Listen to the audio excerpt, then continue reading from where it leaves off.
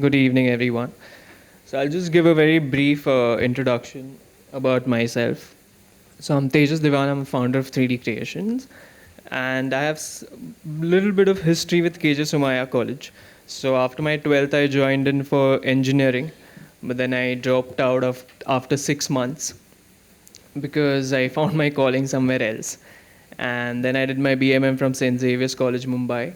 And then I went to Singapore for MBA. And once I came back, I founded my first company, Cremagine 3D Labs, wherein we started, exploring the field of 3D scanning, 3D printing.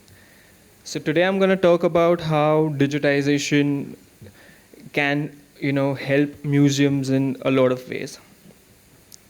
So what is 3D digitization? So 3D digitization, like how 2D digitization is about taking pictures, 3D is about using 3D scanners and creating 3D models of the artifacts, basically. So there are mainly three different types of 3D scanning technologies. The first one, which we mainly use for most of our work, is photogrammetry. So what photogrammetry is, basically we take n number of pictures depending on the artifact, and then we put into a software, wherein software matches points between two 2D images and runs algorithm and creates a 3D mesh. So I'll just show you a short video. So this is basically an array of cameras surrounding the. So this is they are doing 3D body scan. The data collected from this process is generally used for movies, for CGI, to create digital doubles. For movies like Fan, Shah Rukh Khan was also 3D scan. And then this goes into a software, and then you can see the 3D mesh has been created. And this is the plain mesh, and you can see the colors on it as well. So photogrammetry really helps capture minute details in terms of the mesh, and it also captures the color very well, basically. The second method of 3D scanning widely used is white/blue light 3D scanner. So white light 3D scanning was done long time back, and blue light 3D scanning is just that with a little more advanced technology. So what it does is, as you can see in the photo below, it projects, there's a projector inside, projects 2D patterns on a 3D surface, and based on the variance of the pattern, the software understands the 3D model and then recreates it for us to play around with. So I'll just show you a video of it in action.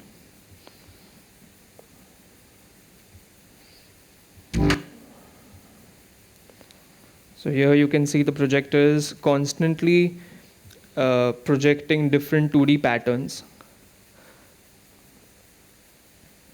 And in real time, the 3D data is being generated on the software. So this form of 3D scanning is mainly used for engineering parts, wherein meticulous dimensions are very important, wherein there's fitment involved, and precision is something that you really want. And then this kind of 3D scanning is used there. This can be used for our sculptures as well, but we generally prefer photogrammetry for our purpose.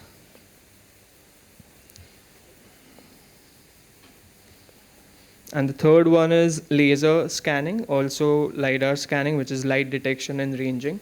So in that, basically there are different points. So laser points at a point and comes back. So based on the time taken for the light to travel back, the approximation of the 3D point is calculated, and a cloud mesh is generated using laser.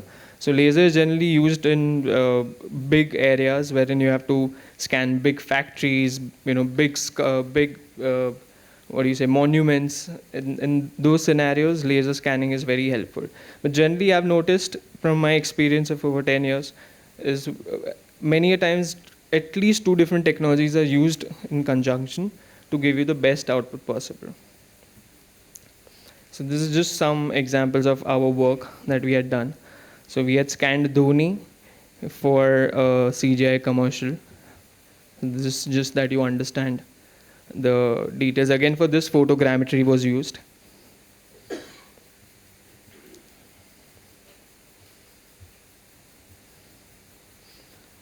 Then we had scanned Malaika Arora's Khan for, now not Khan, sorry, Malaika Arora, Kapoor. So we had scanned Madhuri Dixit. So we had scanned Madhuri Dixit for a Marathi film, I forgot the name. So we had scanned her in various outfits, and then the project was about 3D printing her miniatures, like a mini Madame Tussauds, and then they were going to give it to the fans and all. And here I think we have Malaika Arora.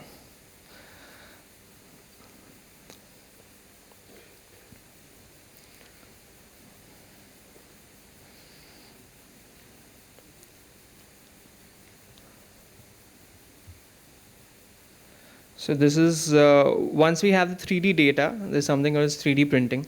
And in 3D printing, there is a printer which prints fully in color using sandstone as a base material. And it's basically how your 2D printer has CMYK colors. This printer also has CMYK colors, but it's just layer by layer. There's sandstone powder, and you get full color, hyper-realistic figurines. So once you have the 3D data, you can create mini Madame Tussauds as well. Again, once you have, so basically we just scanned one shoe here, and then we just mirrored it, and then we created this video.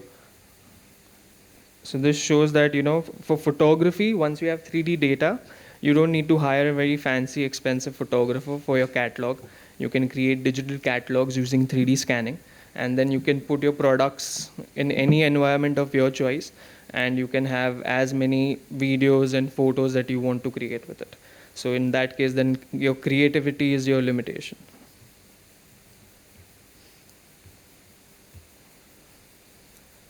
So why 3D digitization? Like, we should be happy with 2D digitization that we already have. So 3D the world that we see around us is 3D. So why should we digitize in 2D? And now the technology has developed so much that we can easily use it to, make digitization, make the entire process of restoration very good. Because what happens is, when you have 3D data and something breaks on a particular sculpture, for example, you can easily refer to a 3D data which is very accurate. And in case of any damage, and if you want to restore it, you can just 3D print a small part of it, and then just stick that and restore your sculpture very quickly and very accurately. And with 3D data, anyone, anywhere, sitting anywhere in the globe can have access to your 3D library. They can see your sculptures up close, and they may not be able to come to your museum per se to see the sculptures, but they can be sitting in their office, they can be sitting in the house, and they can have a very good look at your sculptures. Teachers who teach history especially can use this technology very well. Because when I was a kid, I really liked history a lot. So whenever they spoke about some weapons or some bowls or something that they used in Harappa, Mohenjo-daro civilization, only if I had a 3D model, or only if I had a 3D printed part, or at least a 3D viewer to see it, I would have had a much better understanding of the part that the teacher was talking about in the class. And so many times, even when you visit a museum, there are certain parts which are invaluable and they're kept behind a cabin, so you can't really go very close to it. But with a 3D data, with a 3D model, you can zoom as much as the 3D viewer allows you to zoom. So that's also pretty nice.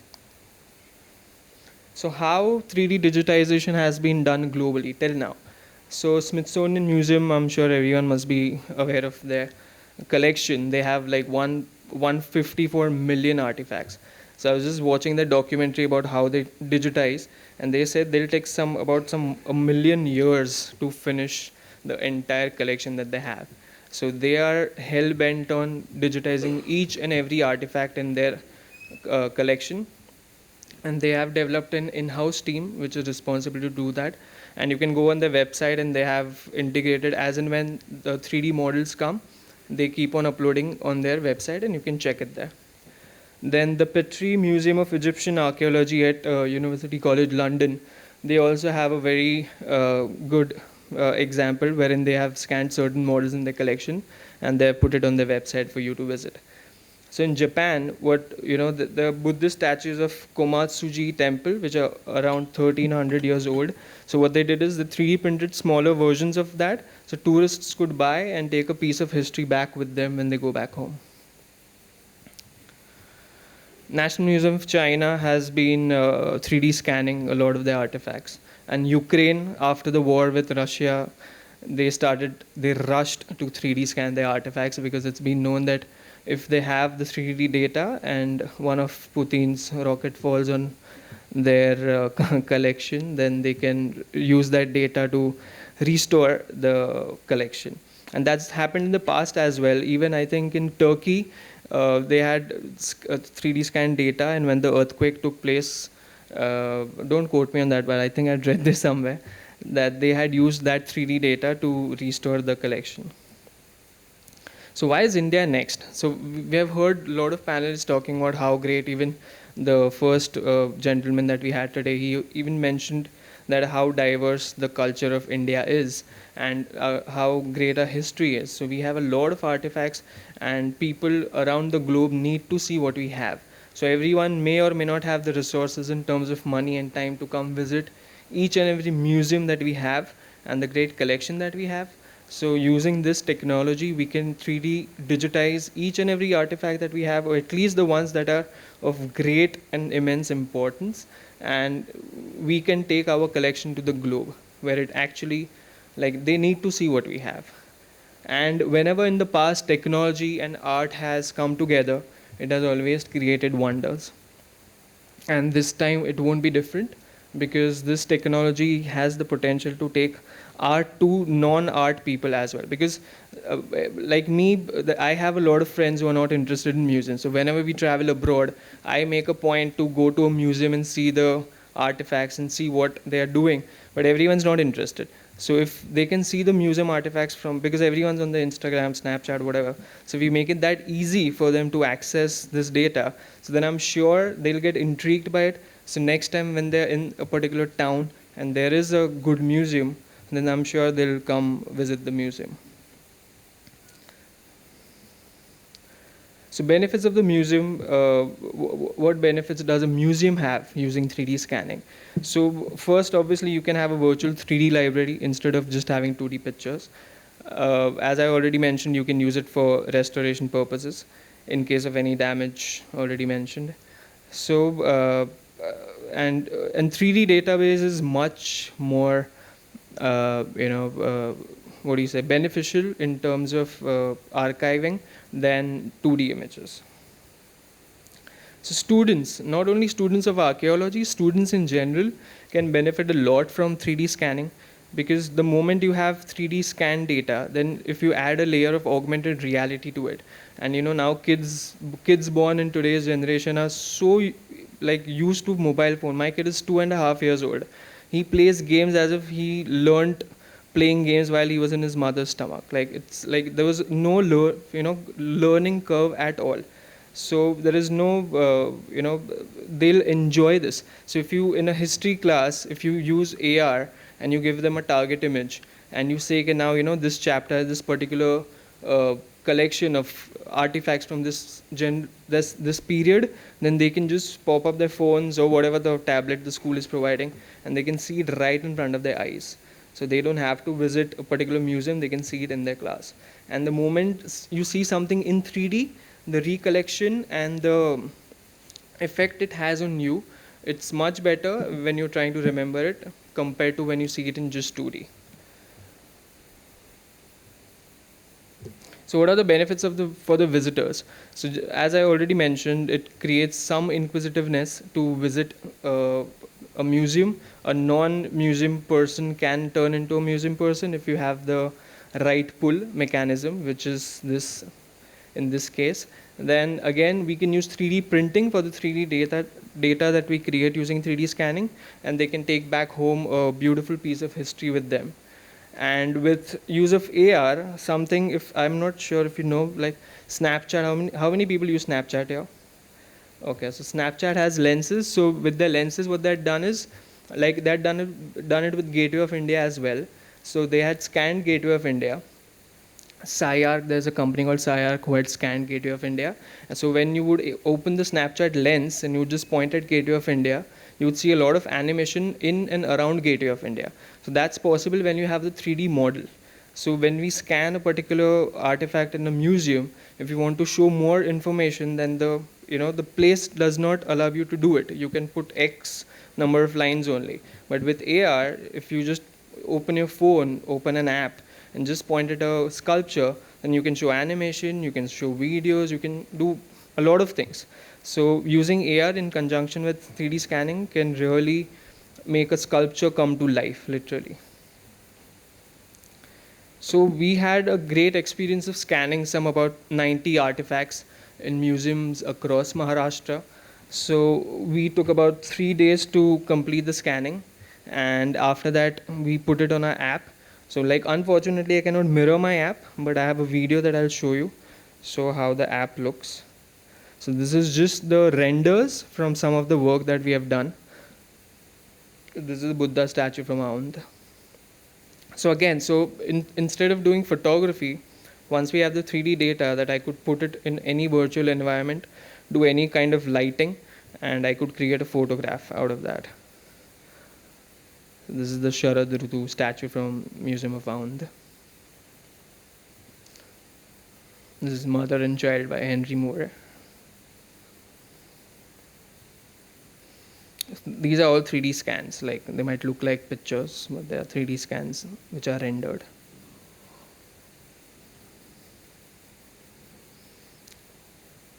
So now to create this image physically, you would have had to put this glossy platform and then put the sculpture on it. You had to do a lot of work. But 3D scanning, once you have the data, again, creativity is your only limitation.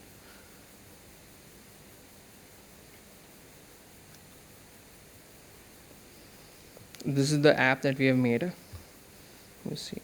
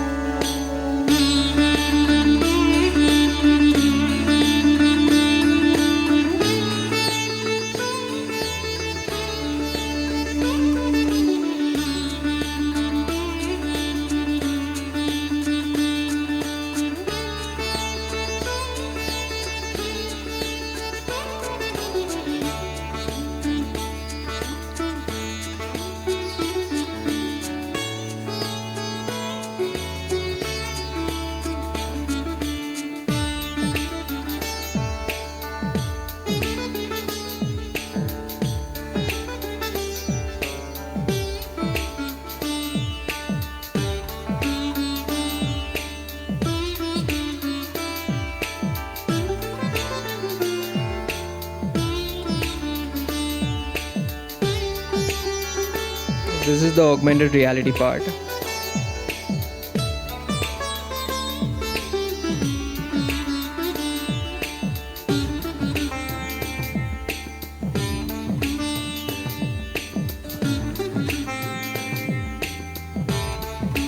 So you can view the object in your house as if it was actually there.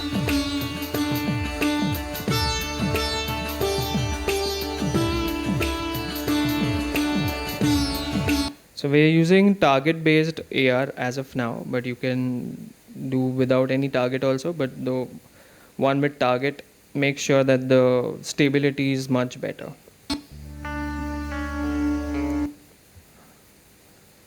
So one of the key problems that the world is facing in terms of 3D scanning is ethics.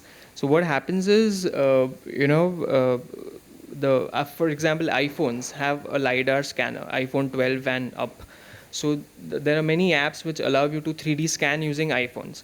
The quality may not be up to the mark, but many people what they've started doing is they go to any of these locations where there are sculptures and all, they scan it using the phone, and then they put it up for sale. So now the question comes there, who owns the IP to that sculpture? Because no one's stopping you. You can obviously just go around anything and just upload it. So that's a problem. I've seen a lot of people selling digital assets which do not belong to them. So the jury's out there right now how to solve this problem, but this is one of the very big problems. And one of the things, so basically to counter this, there have to be pretty good guidelines and protocols that have to be followed to ensure that at least in the museums, when people come in, and if you see someone doing a little, scanning activity, then obviously you have to stop them. Future technology is pretty interesting. So with LiDAR, 3D scanning will get democratized, but the quality will not be obviously at par with, say, what professional photogrammetry does, or laser scanning does, or white light scanning does, but it will get democratized. So people will be scanning a lot of things, and 3D scanning will get them interested in probably sculptures in some way, and they can come to museums. So one connection of that sort can be established. AI, obviously now everyone knows Chat GPT when you talk about AI. So AI, many people have been working on AI in terms of 3D modeling, wherein you just input one image from front, and the AI model creates the entire 3D data for you. Obviously, it's nowhere close to what we 3D scan, but that's also happening, and probably 10 years down the line, who knows, 3D scanning could get redundant and AI could just take over. Like it could take over in many other fields, but that could happen in future.